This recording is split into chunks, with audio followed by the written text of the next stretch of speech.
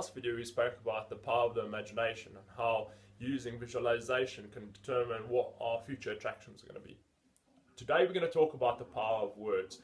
Now we all have self-talk, that little voice we have, or the conversation we have in our mind and things like that. And that's a really powerful tool that we can use. And so powerful in fact that the writer of Proverbs says that the power of life and death is in the tongue. So whether there's going to be life or death in a situation is determined by what you say. How does that work? So if I said to you, don't think about a purple tree, the first thing that happened is you thought of a purple tree. And that's because when we say words, our minds are so powerful that they create imagery based on the words that we've spoken.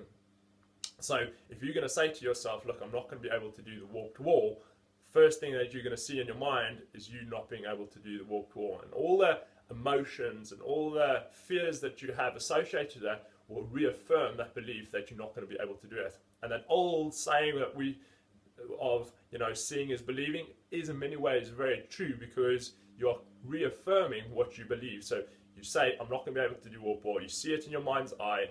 You then experience the emotions associated with that failure, and it confirms it to you. And then you won't be able to do it. So what you want to do is start using affirmations to be able to bolster your belief system, to be able to help you create the imagery and the visionary that you want your future attraction to be.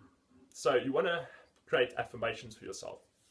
You could start off by simply just being mindful of what your self-talk is all about. What are you saying in your mind? What's the conversation having? And kind of put a bit of a check on that. Because if they're negative, you can change it. That's in your control. You can do that.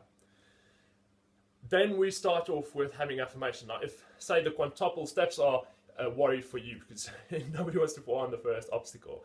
So let's not even say that. Let's kind of go straight into and what you want to do is you want to involve as many emotions and feelings into your self-talk or your affirmation. You want to say to yourself, I'm so happy and excited as I power effortlessly through the quintuple steps and make it out on the other side and move on to the next obstacle. You want to involve emotion. How am I going to feel when I'm doing it? What's the picture I want to see myself? I'm going to do it effortless. Just going to be powering from one step to the next. And as you keep saying it, you're just creating that image. You're starting to believe it. Now, initially, you might think, that's a lie. I can't guarantee that that's what's going to happen. But sometimes you've got to just fake it till you make it. So you're going to keep saying it to yourself. You can start seeing it. You can start believing it. And then that's going to be your future attraction. That's what you're going to be moving towards. Now, remember, the power of life and death is in the tongue.